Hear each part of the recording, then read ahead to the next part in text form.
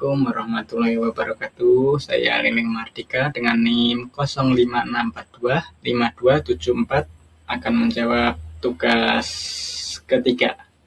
Soal yang pertama antara proses adopsi. Proses adopsi adalah proses individu atau kelompok yang menerima dan mengadopsi inovasi baru. Sedangkan diskusi adalah proses penyebaran inovasi antara individu atau kelompok ke individu atau kelompok lainnya. Contoh adopsinya, seorang petani mengadopsi tanaman cabai dengan sistem hidroponik.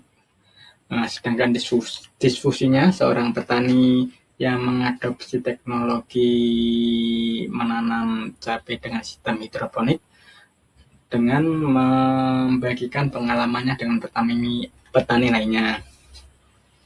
Soal kedua, upaya penyuluh untuk mempercepat dan proses diskusi inovasi. Untuk yang pertama, mengidentifikasi dan kebutuhan petani. Kedua, menyediakan informasi dan pelatihan tentang inovasi baru.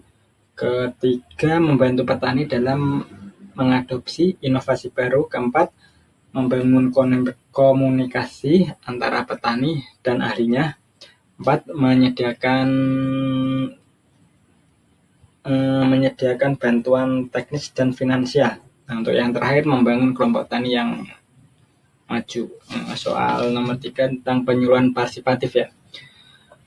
Penyuluhan partisipatif adalah pendekatan penyuluh yang melibatkan petani dan proses perencanaan, pelaksanaan, dan evaluasi. Karakteristik penyuluh partisipatif untuk yang pertama adalah fokus pada kebutuhan petani.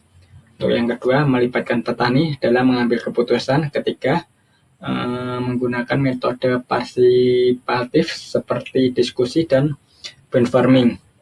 Keempat, membangun kemitraan antara petani dan penyuluh.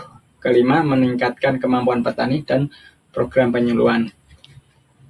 Untuk soal yang terakhir atau keempat ya, perbandingan karakteristik antara laku dan partisipatif. Dari tujuannya, untuk laku sendiri meningkatkan produksi dan pendapatan petani. Partisipatif meningkatkan kemampuan petani dalam mengelola program penyuluhan. Untuk sasarannya, laku itu petani yang belum mengadopsi inovasi. Sedangkan partisipatif petani yang telah mengadopsi inovasi. Untuk yang ketiga, organisasi laku itu top down, sedangkan partisipatif itu bottom up. Untuk metodenya, laku demonstrasi dan kunjungan ke lapangan, sedangkan partisipatif lebih mementingkan ke diskusi dan brainstorming.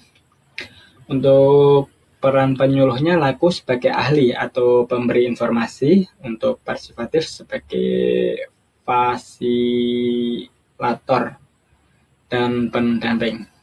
Untuk soal tugas 3 ini dari saya cukup sekian dan terima kasih.